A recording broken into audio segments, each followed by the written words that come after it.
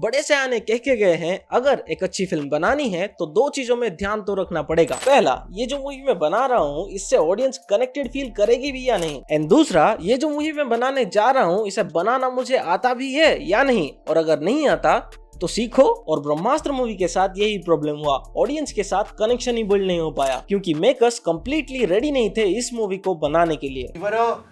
We were like a new team. Halfway through, we had kind of understood the process of making this film. सो ब्रह्मास्त्र 2 को अगर India का biggest blockbuster बनना है तो क्या क्या करना पड़ेगा? शिवा शिवा शिवा शिवा इनका तो जवाब चलता रहना चाहिए, बट इसके अलावा कुछ ऐसे डिटेल्स में ध्यान देना पड़ेगा जो कि इसे बिगेस्ट हिट बनने में बहुत ज्यादा हेल्प करेगी, बहुत ज्यादा। जैसे कि सिनेमान भैया का ये 3 वीडियोस देखना जिससे कि तुमको पता चलेगा ब्रह्मास्त्र में कितना अच्छा एडिटिंग हो सकता था, बट उन्होंने नहीं किया। सो एडिटिंग में तो बहुत ज्यादा प्रॉब्लम्स थी जिसको ठीक करके आप एक नेक्स्ट लेवल प्रोडक्ट तो नहीं बना सकते, बट एक परफेक्टली फिनिश प्रोडक्ट तो जरूर बना सकते थे। बट नेक्स्ट लेवल प्रोडक्ट के लिए क्या क्या करना पड़ेगा, क्योंकि पार्ट 1 में तो सिर्फ एक ही चीज का नेक्स्ट लेवल था, वीएफएक्स। सो शुरुआत करते हैं सबसे बड़े प्रॉब्लम के साथ, की डिटेल 1, डायलॉग्स। हर बंदा जो ये फिल्म देख रहा था वो सिर्फ एक ही चीज बोल रहा था, ये टट्टी किसने की है? सबको डायलॉग से प्रॉब्लम है, बट क्यों प्रॉब्लम है किसी को नहीं पता। मैं बताता हूँ ना। डायलॉग्स में 2 टाइप का प्रॉब्लम था। पहला था स्पून फीडिंग, हर डायलॉग को मुंह के अंदर लाके खिला रहे हैं। भाई हमारे लिए भी कुछ काम छोड़ दो, हम भी कुछ कर लेंगे। चलो बाहुबली का ये सीन देखो एग्जाम्पल के लिए। अमरेंद्र बाहुबली नहीं रहे, अब आपके महाराज हैं।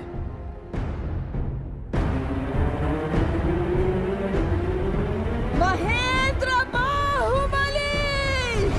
अगर यहाँ राजमाता बोलती कि बाहुबली युद्ध में गया था और युद्ध में उसकी जान चली गई और इसीलिए अब तुम्हारा राजा और कोई नहीं उसी का बेटा बनेगा महेंद्र बाहुबली, समझे? नहीं, तू समझा नहीं। चलो एक और एग्जांपल देता हूँ। गार्डियन ऑफ द गैलेक्सी का ये सीन देखो। I look around at us. You know what I see? Losers. And usually life takes more than it gives, but not today. Today it's given us something. It has given us a chance. अगर यहाँ Peter कहता we need to stop Ronan because he is going to destroy the entire galaxy if we don't. This is our last chance to be heroes and save countless lives. ये इतना impactful लगता तुमको? नहीं। यही तो मैं कह रहा हूँ, ऑडियंस को जब आप मैच्योर समझोगे तब आपके डायलॉग्स भी मैच्योर बनेंगे और आपको हर चीज को एक्सप्लेन करने की जरूरत नहीं पड़ेगी और डायलॉग्स ज्यादा इम्पैक्टफुल बनने लगेंगे क्योंकि ऑडियंस को जब सेल्फ रियलाइजेशन होता है तब जाके वो डायलॉग ऑडियंस के साथ कनेक्शन बिल्ड कर पाती है। कुछ चल रहा है इस दुनिया में ईशा, कुछ पुरानी शक्तियां हैं और उनके कुछ रक्षक हैं। Then second point, proper wording selection. जो डायलॉग्स हम सुनते हैं और हमें याद रह जाता है, लाइक दोज इम्पैक्टफुल डायलॉग्स में कौन सा वो एलिमेंट है जो कि उसे इम्पैक्टफुल बनाता है, दोज स्पेसिफिक वर्ड्स। ब्रह्मास्त्र के केस में प्रॉब्लम यही हुआ कि वो डे टू डे यूज में जो वर्ड्स हम यूज करते हैं उसी को उन्होंने यूज कर लिया डायलॉग्स में। नहीं लगाएगा वो, ऐसा हल्का फुल्का मोटिवेशन से तो मेरा दोस्त पढ़ाई भी नहीं शुरू करता। शायद आप इसके 1-2 वर्ड को चेंज करके थोड़ा सा इम्पैक्ट बढ़ा कर सकते थे, लाइक जाओ शिवा अग्नि बिखेर दो। आप इस डायलॉग को अमिताभ बच्चन सर के वॉइस में इमेजिन करो, कितना हार्ड हिटिंग लगेगा। ऑफ कोर्स प्रोफेशनल राइटर नहीं हूँ मैं, तो ये वाला लाइन भी इतना अच्छा ना लगे तुमको, बट एक प्रोफेशनल राइटर कितना अच्छा लिख सकता था। भाई एवेंजर्स इन्फिनिटी वॉर का हिंदी डब वाले डायलॉग सुनो, कितने हार्ड हिटिंग लगते हैं just because of those specific words.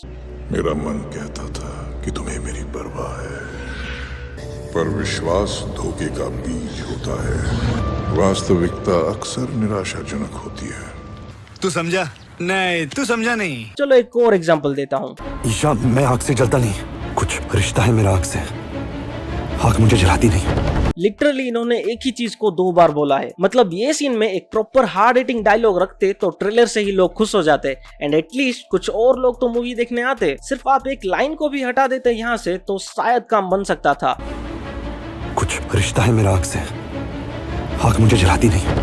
समझे आप मैं क्या कहना चाहता हूँ? डायलॉग्स में थोड़ा सा चेंजेस लाते तो मूवी खत्म होने के बाद भी लोगों के साथ वो थिएटर के बाहर जाती, जो कि ये मूवी नहीं कर पाई। बट आई होप कि अगली मूवी में ये ठीक हो जाए। देन चलते हैं की डिटेल 2 में, कैरेक्टर बिल्डअप। ब्रह्मास्त्र के पूरे मूवी में किसी का कैरेक्टर डेवलपमेंट हुआ तो सिर्फ एक ही कैरेक्टर का, और वो है शिवा शिवा शिवा शिवा। बट बहुत सारे कैरेक्टर्स थे जिनका कैरेक्टर उतना ही इम्पोर्टेंट था जितना शिवा का, बट उनका कैरेक्टर एक एक मिस्ट्री बन के रह गया हमारे लिए। लाइक सबसे पहले तो ईशा का, like my favourite Alia Bhatt को इन्होंने मूवी में लिया और क्या क्या उनका, कुछ भी नहीं। उसका बैकग्राउंड क्या है, वो एग्जैक्टली है कौन, क्यों वो सिवा सिवा कर रही है और इतनी जल्दी वो प्यार में कैसे गिर गई। हाँ माना रणवीर कपूर है, बट फिर भी यार कौन सी लड़की इतनी जल्दी पड़ जाती है। हो ना हो कुछ इविल बैकग्राउंड निकलेगा इसका, ऐसा मुझे लग रहा था पूरे मूवी में, बट मूवी खत्म हो गया लेकिन इसका कुछ नहीं हुआ, कुछ भी नहीं। देन मेन विलेन इस मूवी का जुनून, वो है कौन, कहां से आई है, किस लिए ये सब कर रही है, कुछ नहीं पता हमको। देन गुरुजी के कैरेक्टर आर्क के नाम पे थोड़ा सा फ्लैशबैक वाला स्टोरी हमको सुनने को मिला, जो कि बिल्कुल भी जस्टिफाई नहीं करता है इतने बड़े रोल को, और वो भी कौन है, क्यों है, कैसे हैं, कुछ नहीं पता हमको। सो उनका भी कैरेक्टर डेवलपमेंट होना जरूरी था बट नहीं हुआ, एज लाइक ईसा एंड जुनून। सो नेक्स्ट पार्ट में आप स्टोरी को ऐसा डिजाइन करो कि सारे एग्जिस्टिंग कैरेक्टर का बैक स्टोरी एंड आने वाले कैरेक्टर का बैक स्टोरी भी रहे एंड पूरी तरीके से फिट बैठे स्टोरी में। देन लास्ट एंड फाइनल की डिटेल नंबर 3, विलेन लुक। जुनून के कैरेक्टर को मोनी रॉय ने बहुत ही खूबसूरती से निभाया है, बट एक मूवी के पर्सपेक्टिव से देखोगे तो विलेन का कैरेक्टर पूरी तरीके से अंडर डेवलप था। लाइक उसका पास्ट, मोटिव और ब्रह्मास्त्र चाहने का रीजन बिल्कुल भी क्लियर नहीं था एंड शिवा और जुनून के बीच का कॉन्फ्लिक्ट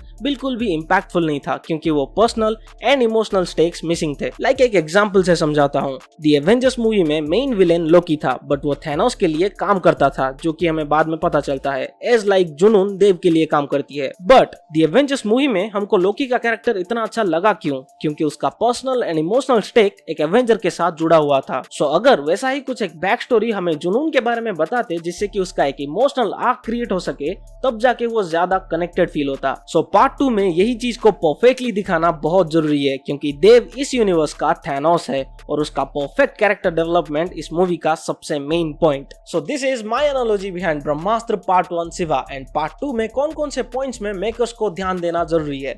अच्छा हमको सिखा रिया है। अब देख तू अब तू गया बेटा, अब तू गया देखते। Brahmastra Part 1 is still one of my favorites because of the storyline, VFX and those astras. So I hope कि ब्रह्मास्त्र 2 को आयान सर एक next level मूवी बना दे। डर गया। So see you in the next video.